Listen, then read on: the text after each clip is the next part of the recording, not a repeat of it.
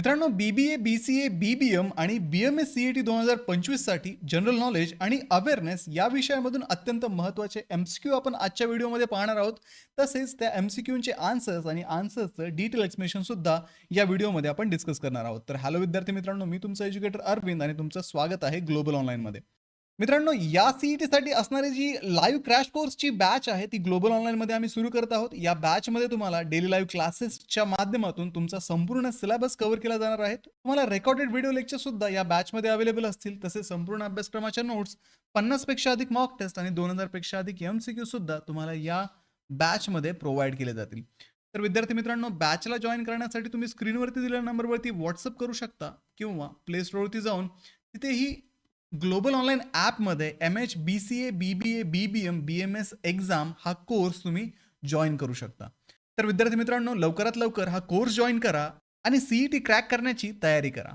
तर मित्रांनो, सुरू करूया आजच्या प्रश्नांना. परिषद आपण त्यांना म्हणतो. 2023 मध्ये ही शिखर परिषद झाली होती भारतामध्ये. नवी दिल्ली येथे भारत यजमान होता. आवाज क्लिअर येत नाही. किरणला आवाज क्लिअर येत नाही. बाकीच्यांना आवाज क्लिअर येतोय का? सॅटर्डे आणि संडे ऑफ असेल. अमोल, आय होप सॅटर्डे आणि संडे ऑफ असावा. But we just need have to hope only. आवाज येतोय का सगळ्यांना की फक्त किरण यांनाच इश्यू येतोय? एकदा क्लिअर करा मला तेवढं. बाकीच्यांना व्यवस्थित आवाज येत असेल, बहुत अच्छी सोच. क्लिअर आहे. प्रियल, तुमचा आवाज, तुम्हाला आवाज क्लिअर येतोय. किरण, तुमच्या नेटवर्क मध्ये काही इश्यू असेल मे बी, त्याच्यामुळे येतो. एकदा काय करा, डिस्कनेक्ट करून परत कनेक्ट करा लेक्चर, तुम्हाला आवाज क्लिअर येईल. मला वाटलं की सगळ्यांसोबतच हा इश्यू होतोय.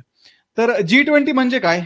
G20 म्हणजे 20 जो नंबर आहे याच्यामध्ये, 20 जो नंबर आहे त्याच्यामध्ये, हा 20 देशांना रिप्रेझेंट करतो. 19 देश आणि युरोपियन युनियन याच्यामध्ये इन्क्लुडेड आहेत. या समूहामध्ये अमेरिका, चीन, भारत, जपान, जर्मनी यासारख्या प्रमुख अर्थव्यवस्था जगातील आहेत. तसेच G20ची जी स्थापना झाली होती ती आर्थिक प्रश्नांवरती, जागतिक आर्थिक प्रश्नांवरती चर्चा करण्यासाठी ही स्थापना करण्यात आली होती. मेजर ज्या इकॉनॉमीज आहेत जगातल्या त्या एकत्र येऊन त्यांनी एक ग्रुप बनवला आणि त्या ग्रुप बनवून काही ग्लोबल डिसिजन्स असतील इकॉनॉमीच्या बाबतीत, अलायन्सेस असतील, ट्रेड अलायन्सेस असतील, त्याच्यानंतर मिलिटरी अलायन्सेस असतील, तर या गोष्टी डिस्कस करण्यासाठी हा एक प्लॅटफॉर्म आहे थोडक्यात. या परिषदेची थीम होती वसुधैव कुटुंबकम, म्हणजेच एक पृथ्वी, एक कुटुंब आणि एक भविष्य. तर हे थीम वगैरे विचारतात एक्झाम मध्ये. 2023च्या G20 शिखर परिषदेची थीम काय होती असा क्वेश्चन येऊ शकतो. ठीक आहे, तर थीम महत्वाच्या असतात. वसुधैव कुटुंबकम ही थीम होती. तर जागतिक बायोफ्युल आघाडी बनवण्यात आलेली आहे. एक अलायन्स बनवलं ज्याच्यामध्ये भारत, अमेरिका, ब्राझील या देशांनी संयुक्तपणे ही आघाडी बनवली, ज्याच्यामध्ये जे ग्रीन फ्युल असतील, क्लीन बायोफ्युल्स असतील ते वापरायचे आणि त्याचं प्रमोशन करायचं, ते वापरण्यावरती त्याचा वापर वाढवायचा.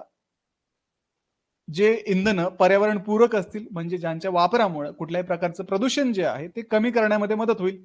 पारंपरिक इंधन वापरल्यानंतर जसं प्रदूषण होतं, तर हे बायोफ्युल्स वापरल्यामुळे किंवा हे पर्यावरणपूरक इंधन वापरल्यामुळे प्रदूषण कमी होण्यासाठी मदत होईल. अल्टिमेटली ग्लोबल वॉर्मिंग मध्ये सुद्धा, जागतिक तापमान वाढीमध्ये सुद्धा याचा फायदा होईल. तर प्रदूषण कमी करणं आणि हवामान बदलांशी लढा देण्यासाठी ही जागतिक बायोफ्युल आघाडी बनवण्यात आलेली आहे. डिजिटल सार्वजनिक पायाभूत सुविधा जसं की UPI असेल, आधार असेल, अशा डिजिटल यशोगाथा जगासमोर भारताने मांडल्या. भारताने फ्लॉन्ट केलं त्यावेळेस की आमच्याकडे UPI आहे, UPI सिस्टीम आम्ही बनवलेली आहे, जी आपण त्याला हे म्हणतो, पेमेंट इंटरफेस म्हणतो आपण थोडक्यात. जसं की व्हिसा आहे, मास्टर कार्ड आहे. तर त्या पद्धतीने UPI ही सिस्टीम भारताची आहे, भारताने इन हाऊस बनवलेली आहे. तसेच आधार सिस्टीम सुद्धा भारतामध्ये बनवलेली आहे. या गोष्टीची यशोगाथा भारताने त्या परिषदेमध्ये मांडली. याच्यामुळे देशामध्ये सुरक्षित, समावेशक आणि पारदर्शक डिजिटल प्रणाली निर्माण करण्यासाठी पाठिंबा इथे दर्शवला गेला. आफ्रिकन युनियन G20 मध्ये समावेश. आफ्रिकन युनियन जी आहे ती G55 आफ्रिकन देशांचे प्रतिनिधित्व करते.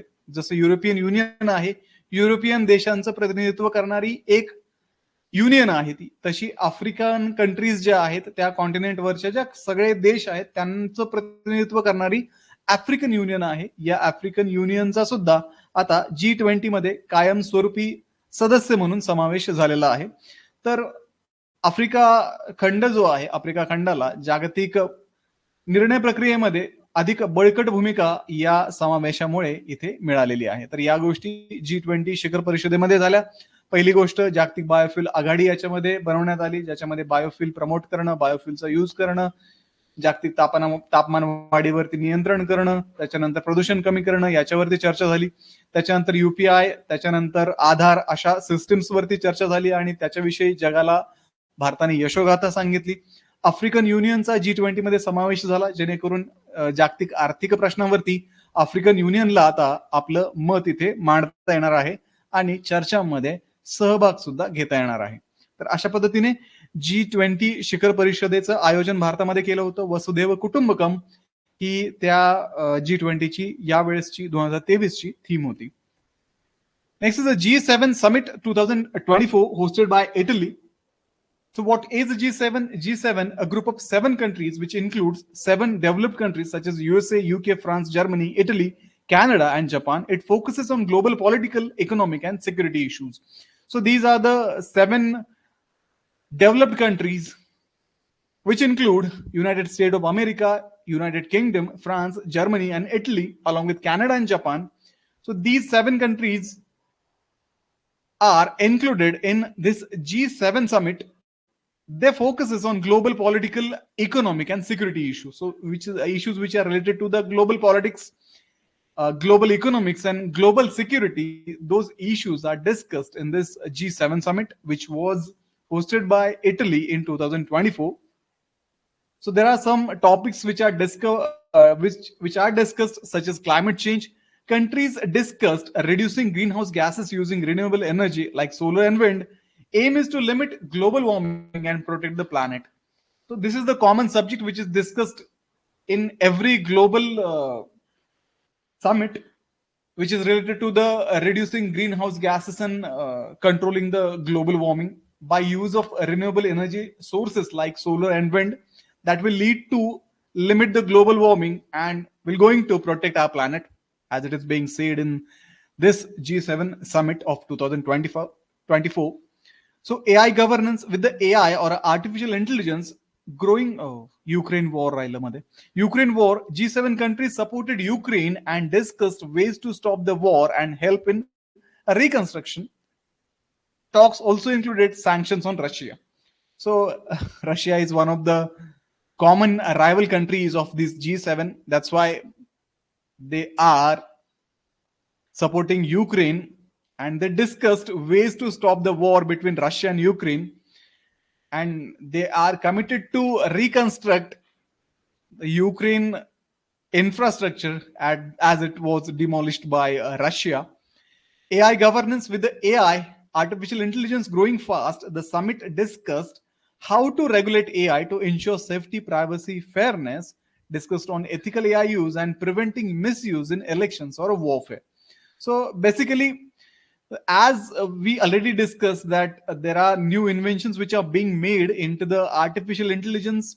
So in order to regulate the use of artificial intelligence, the use which is being made, that should ensure a safety, privacy and fairness, because AI can be used ethically as well as we can use it unethically, such as in elections and warfare. So in order to regulate the use of AI governance, the discussion also done by these G7. So India's role, India was invited as a guest country. India spoke about the need to use AI for development and also highlighted issues of developing countries. So India also took a part in this G7 summit as a guest country, as there are only 7 countries which are into the G7.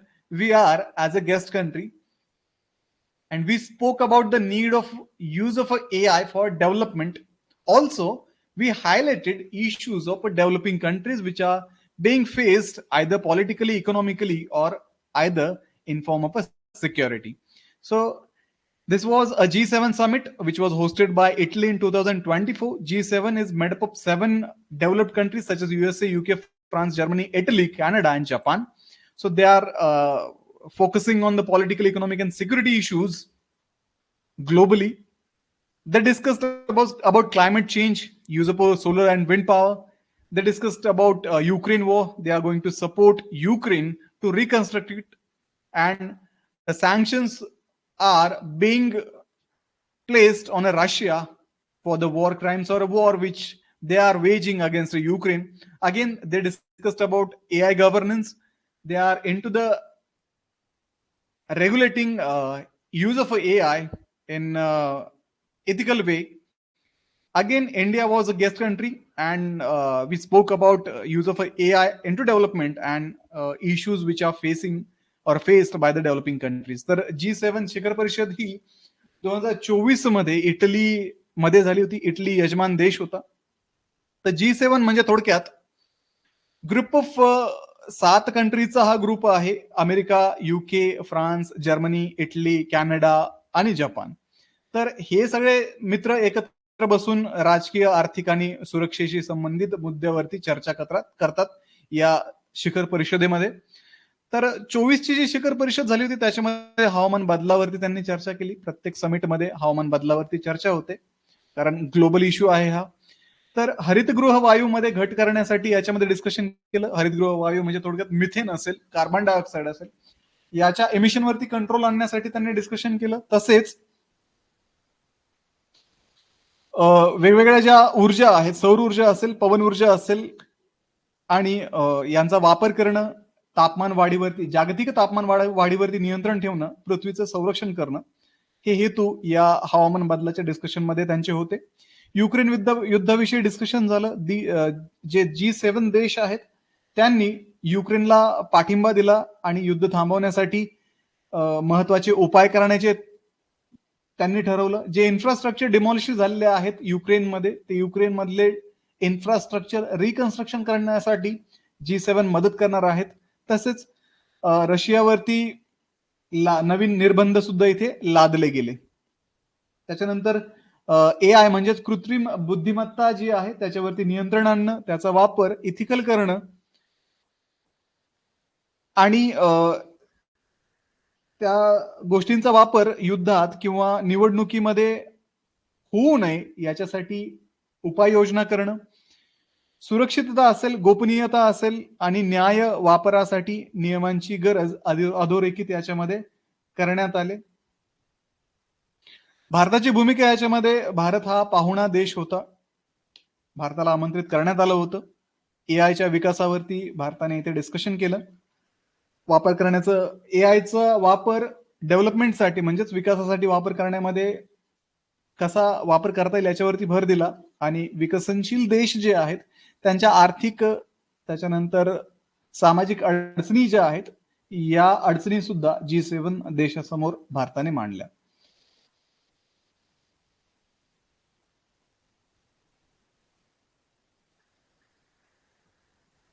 Okay, ठीक आहे, समजलं इथपर्यंत. G20 G7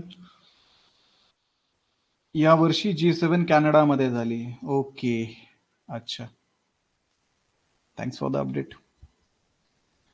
next, BRICS Summit 2023 hosted by South Africa. What is a BRICS? BRICS is a group of 5 major developing countries: Brazil, Russia, India, China, and South Africa. These countries aim to reform global economic system, reduce Western dominance, and promote equality for developing nations. So BRIC is the group of 5 countries. B stands for Brazil, R for Russia, I for India, C for China, and S for South Africa. So they are into the reformation of the global economic system to reduce a Western dominance. So basically this Western dominance is which is dominated by the G7 countries. And they are going to promote equality for developing nations, as they include developing nations such as Brazil, Russia, India, China, and South Africa. So key developments which are projected in this BRICS is BRICS expansion. 6 new countries joined, which are Argentina, Egypt, Ethiopia, Iran, Saudi Arabia, and United Arab Emirates, that is UAE. These new countries joined BRICS summit. BRICS is expanded now. With this expansion, BRICS becomes stronger in global trades and politics. As we know, Saudi Arabia and UAE has a stronger role into the oil production and businesses which are related to the financial segment. So, due to expansion, addition of Argentina, Egypt, Ethiopia, Iran, Saudi Arabia, and UAE, BRICS has become stronger in a global trade and politics. De-dollarization. Member countries discussed reducing use of a US dollar in international trade. They want to trade in a local currencies to gain more independence. So, as we know, the global trade is facilitated with the help of US dollar. So these BRICS countries have decided that we are going to trade in our local currency rather than relying on the US dollar.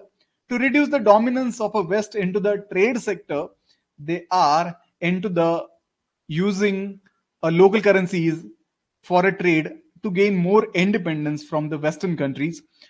So multipolar world, BRICS supports a world where power is shared among many countries, not dominated by the USA or a West. They want a reform in a global organization like the UN and IMF and World Bank.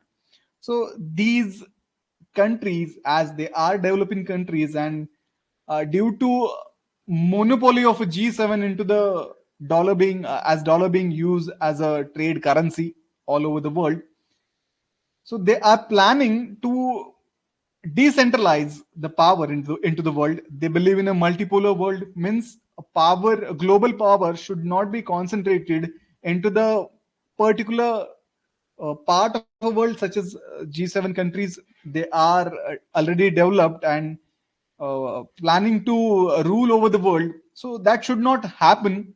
So in order to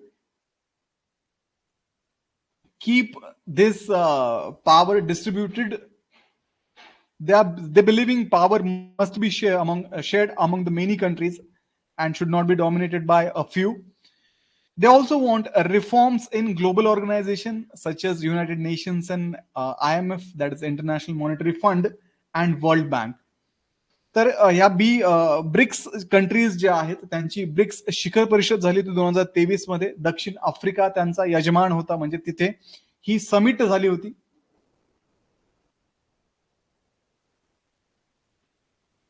तर BRICS म्हणजे 5 प्रमुख विकसनशील देशांचा गट. Brazil, Russia, Bharat, चीन आणि दक्षिण Africa हे विकसनशील देश आहेत.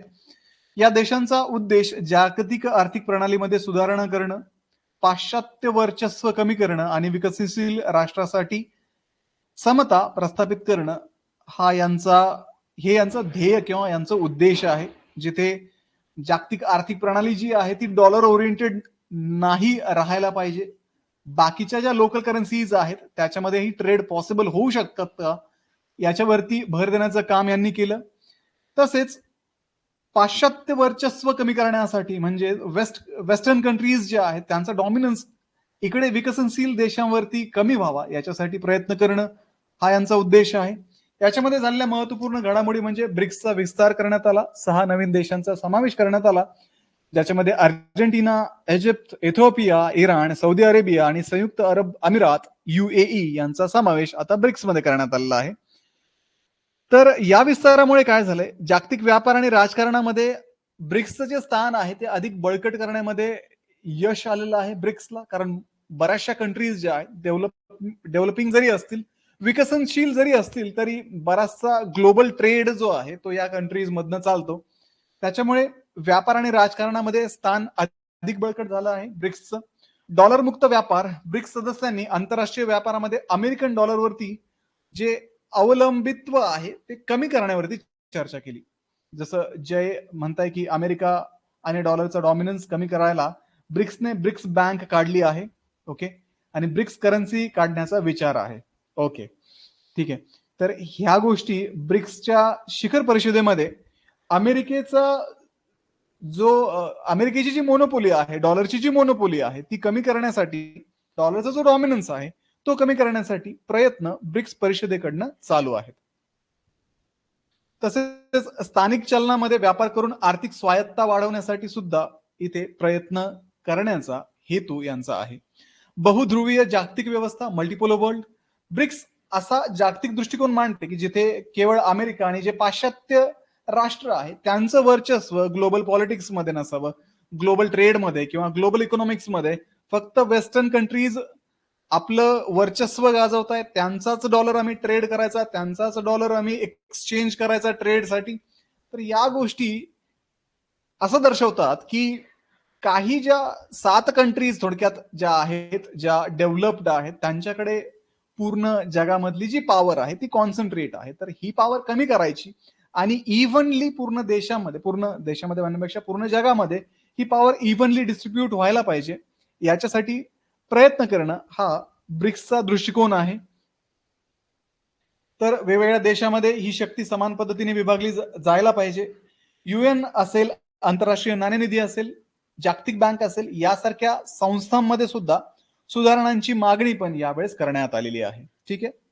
कारण या सर्व ज्या एंटिटीज आहेत, IMF असेल, UN असेल किंवा वर्ल्ड बँक असेल, या सगळ्यावरती वेस्टर्न कंट्रीजचा जास्त डॉमिनन्स आहे. तो डॉमिनन्स कमी व्हावा आणि या कंट्रीज, या एंटिटीज मध्ये बाकीच्या कंट्रीज ज्या डेव्हलपिंग फेज मध्ये आहेत त्यांनाही आपला रोल पार्टिसिपेट करून बजावता यावा, याच्यासाठी काय करता येईल याच्या विषयी डिस्कशन सुद्धा ब्रिक्स मध्ये त्यावेळेस करण्यात आलेला आहे.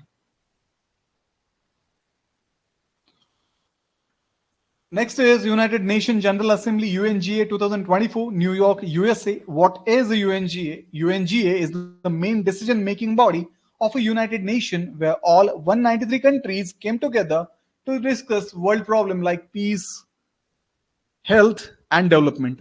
So this United Nations General Assembly is a decision-making body of a United Nation. संयुक्त राष्ट्र संस्था जी आहे तर युनायटेड नेशनची ही एक जनरल असेंब्ली आहे ज्याच्यामध्ये जगामधल्या सगळ्या ज्या कंट्रीज आहेत त्या एकत्र येतात, डिस्कशन करतात. They discuss about world problem like peace, health, and development. So focus area in 2024, climate change again and finance. Rich countries were asked to help poor countries deal with the climate problems like floods, droughts, etc. There was also talk of creating loss and damage fund to support countries affected by climatic disaster. So basically, मला हसू येतं कारण it is literally a begging to rich countries. Rich countries were asked to help poor countries. So those poor countries, undeveloped countries, or third world countries, which facing climatic problems like floods and droughts, they are supposed to get help from rich countries, and they are expecting to create a loss and damage fund to support countries which are affected by the climatic disasters. So as global warming or climate change is for that, every country is responsible on earth, because every country is into the emission of carbon dioxide and contributing to the global temperature rise or global warming. So these poor countries or these third world countries are expecting monetary benefits from the richer countries. They are into the creation of a loss and damage fund. That fund will help poor countries which are suffered from the effects of climate change or climate disasters such as flood and droughts. So AI governance, the UN launched a global discussion on AI to ensure it's responsibly focused on creating rules and standard for AI worldwide. So again, AI is one of the hot topic which was discussed in every summit last year. So as use of AI responsibly is promoted in UNGA, and there must be some kind of guideline which ensure use of AI will be fair or ethical. So in order to regulate or standardize use of AI, the discussion also made, the discussion is known as Global Discussion on AI into the UNGA in a summit. Then Global Health talks on a new pandemic treaty to help the world prepare better for a future health emergencies like COVID-19, strengthening WHO and building global health system. So in order to combat any new pandemic similar to the COVID-19, so there should be a pandemic treaty that will help world to prepare better for a future health emergencies like COVID-19 that will strengthen WHO and will build a global health system in order to help countries to get a timely vaccines and supports from the countries which are able to provide that support. And China is laughing in the corner. India's role. India promoted digital health platform like a CoWIN, emphasized fair access to healthcare and technology for all. So this CoWIN was one of the portal at the time of COVID-19, and it was used for, I think, for vaccination. So India promoted that CoWIN at in the UNGA. Along with it, emphasized fair access to healthcare and technology for all, irrespective to the stage of a country, either that may be a developed or developing or undeveloped countries. So this was the India's role into the UNGA. तर ही संयुक्त राष्ट्र महासभा जी आहे, general assembly जी आहे 2024 ची New York अमेरिकेमध्ये झाली होती. तर UNGA काय आहे? UNGA ही संयुक्त राष्ट्रांची निर्णय घेणारी एक प्रमुख संस्था आहे, ज्याच्यामध्ये पूर्ण जगामधल्या जवळजवळ 193 देशांचे सदस्य देश असतात. एकत्र येऊन जागतिक शांतता, आरोग्य, विकासासारख्या मुद्द्यांवरती ते चर्चा करतात आणि जे रिक्वायर्ड डिसिजन आहे ते डिसिजन घेण्याचं काम सुद्धा UNGA मध्ये केलं जातं. 2024 मध्ये जी UNGA झाली होती त्याच्यामध्ये काही महत्वाच्या विषयांवरती चर्चा केली होती, जसं की नेहमीप्रमाणे हवामान बदल आणि वित्तीय सहाय्य. तर जे गरीब देश आहेत, विकसनशील देश आहेत, त्या देशांना पूर असेल, दुष्काळ असेल यासारख्या हवामानाने तयार झालेल्या संकटांशी सामना करण्यासाठी जे श्रीमंत देश आहेत त्यांनी मदत करावी असं डिस्कशन याच्यामध्ये करण्यात आलं किंवा अशी मागणी याच्यामध्ये मांडण्यात आली. तसेच हवामानाच्या आपत्तीमुळे ज्या देशांचं नुकसान होईल त्यांना मदत करण्यासाठी लॉस अँड डॅमेज फंड जो आहे, हानी आणि नुकसान निधी, तो स्थापन करावा याच्यावरती चर्चा झाली. कृत्रिम बुद्धिमत्ता नियंत्रण, AI गव्हर्नन्स, अगेन संयुक्त राष्ट्रांनी AI आर्टिफिशियल इंटेलिजन्स च्या वापरासंदर्भात काही नियम बनवावे, काही मानके बनवावे आणि याचा वापर जो आहे तो इथिकल व्हावा. चांगल्या गोष्टींसाठीच AIचा वापर व्हावा. वॉर असेल, इलेक्शन्स असेल, अशा गोष्टीमध्ये AIचा वापर होऊ नये त्याच्यासाठी काही नियमावली युनायटेड नेशनने बनवावी याच्यावरती चर्चा करण्यात आली. जागतिक आरोग्य असेल तर जागतिक आरोग्याच्या बाबतीत भविष्यातील आरोग्य आणीबाणी, उदाहरणार्थ COVID-19 साठी जग अधिक सज्ज राहावे यासाठी नवीन पॅन्डेमिक ट्रीटी, साथीचे रोग करारनामा तयार करण्यासाठी चर्चा झाली. म्हणजे जसं मागे COVID-19 आला होता, COVID-19 मध्ये बऱ्याचशा देशांकडे व्हॅक्सिन अवेलेबल नव्हती, व्हॅक्सिन त्यांच्याकडे डिस्कवर करण्यात आली नव्हती, बरेचसे जे देश होते ते अफोर्ड करू शकत नव्हते. तर अशा देशांना जर नेक्स्ट पॅन्डेमिक एखादी आली जी जागतिक स्तरावरती असेल तर त्या सिच्युएशन मध्ये, अशा इमर्जन्सी सिच्युएशन मध्ये देशांनी एकत्र येऊन एकमेकांना मदत करावी. व्हॅक्सिन देणं असेल, आर्थिक मदत असेल, या सगळ्या गोष्टींवरती भर देण्यासाठी आणि पुढच्या येणाऱ्या पॅन्डेमिकसाठी तयार राहण्यासाठी ही ट्रीटी करावी असं डिस्कशन याच्यामध्ये करण्यात आलं, जेणेकरून WHO जो आहे, जागतिक आरोग्य संघटना आहे, तिचं बळकटीकरण होईल, जागतिक आरोग्य व्यवस्था निर्माण होईल. या सगळ्या गोष्टींवरती भर देण्यात आला UNGA मध्ये 2024च्या महासभेमध्ये. तर भारताची काय भूमिका होती इथे? भारताने आपलं कोविन पोर्टल जे आहे ते प्रमोट केलं, जे वॅक्सिनेशन स्लॉट बुकिंगसाठी वगैरे त्यावेळेस वापरण्यात आलं होतं. तर त्या पोर्टल वरती ते पोर्टल प्रमोट केलं, ते पोर्टल सादर केलं UNGA मध्ये. सर्वांसाठी आरोग्य सेवा, तंत्रज्ञान समान व न्याय प्रवेश मिळावा याच्यासाठी भारताने विशेष भर दिला.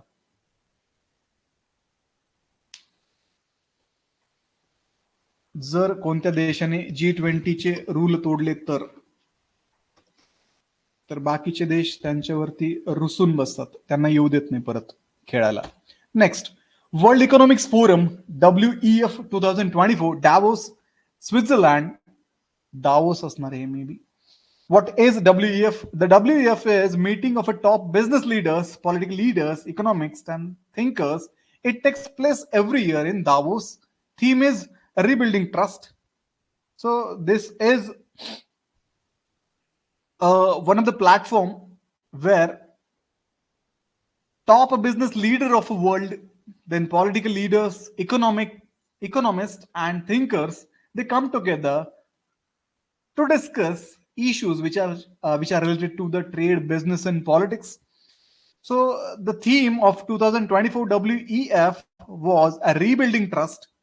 So key areas which were discussed is global cooperation. Countries were urged to work together and solve issues like climate change, poverty, and conflict.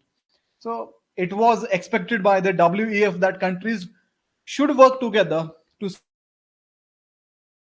which are faced by all the countries all over the world, such as climate change. Again, the same topic: climate change, then poverty and conflict, which arises within the country due to the either aggression or a war. So those issues should be discussed by working together. Regulation of AI. Again, expert discuss creating a global rule for a self and ethical use of AI. Concerns about AI causing job losses, fake news, and cyber threats. So this AI should be used ethically and in a safe manner. They also discussed or put forth concerns which are related to the use of AI that leading to the job loss. Again, the fake news which is uh, either generated by AI or people, then cyber threats which are given to people use on the internet. So these issues are also discussed in WEF in 2024. Economic recovery. The summit focused on how to bring back economic stability after COVID-19 and the Ukraine war, supports for small businesses, green economy, and inclusive growth.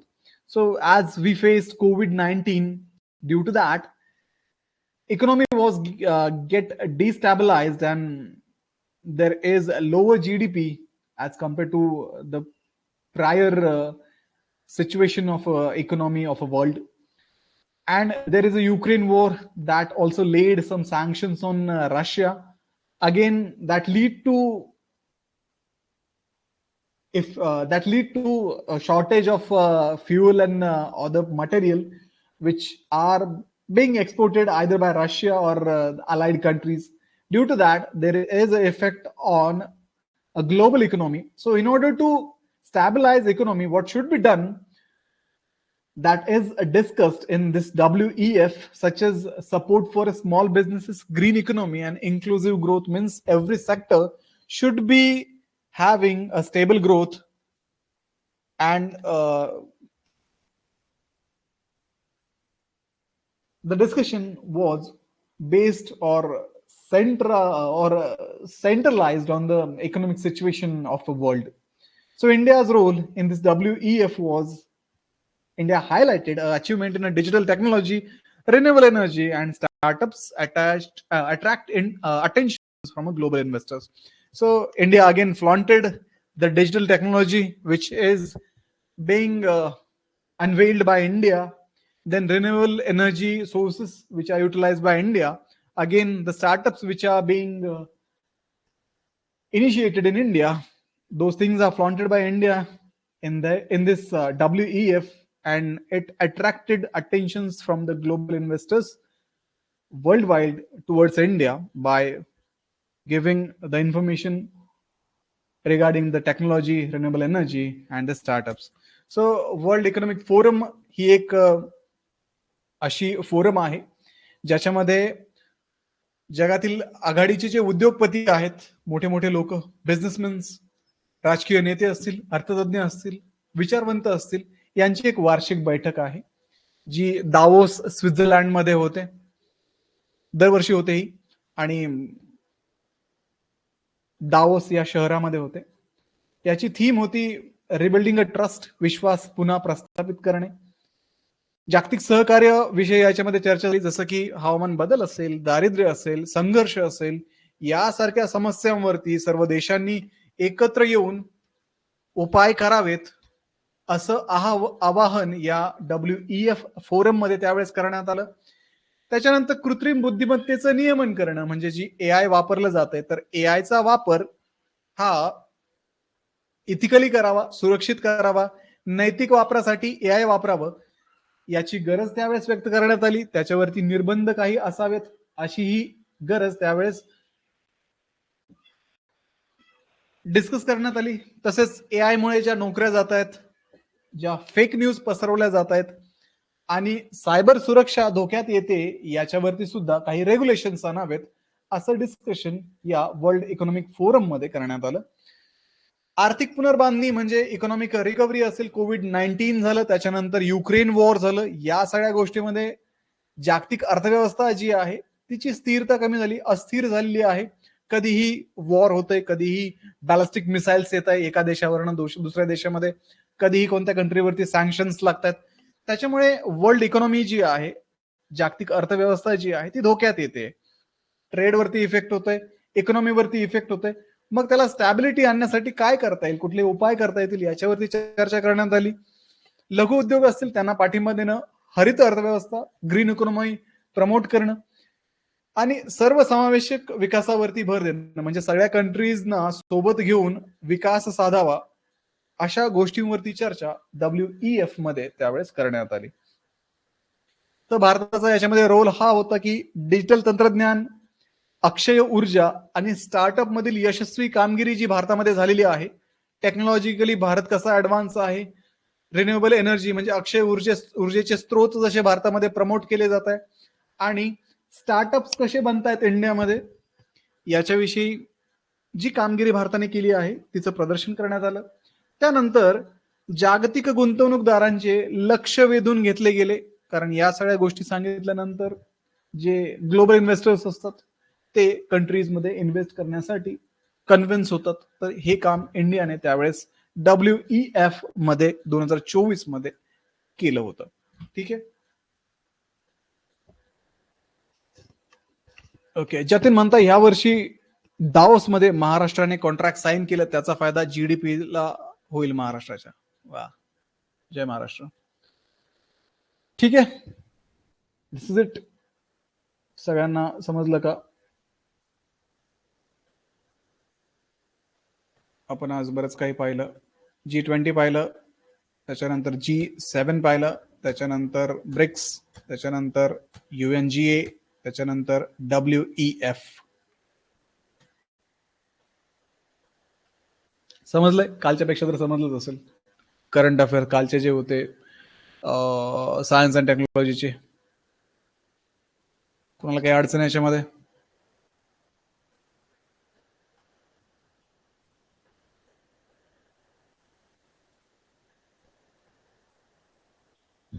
उद्या आपण climate and environment summit घेणार आहोत.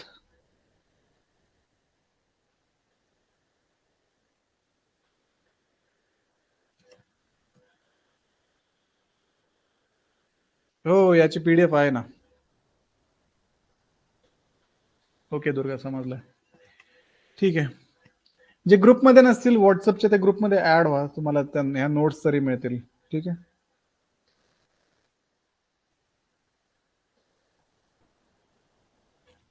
प्रतिमा आहे, कालच्या current अफेअर्सची PDF already ग्रुपमध्ये पडली आहे. कालच टाकली आहे मी, आय थिंक, किंवा पहिल्या दिवशीच टाकली होती. ठीक आहे. त्याला त्या टर्माइट्स लागल्यात, मुंग्या लागल्यात त्याला, मुंग्या चेक करून घ्या. बरेच दिवस झाले टाकली मी. बऱ्यापैकी अंडरस्टँड झालं. मयूर ओके.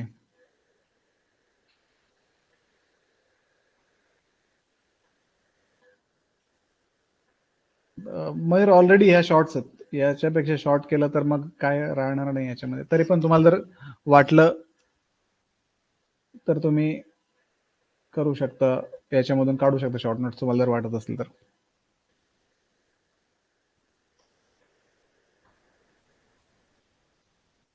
प्रतिमा ग्रुपमध्ये आहेत ना, नोट्स आहेत ऑलरेडी, तुम्ही तिथनं डाउनलोड करा.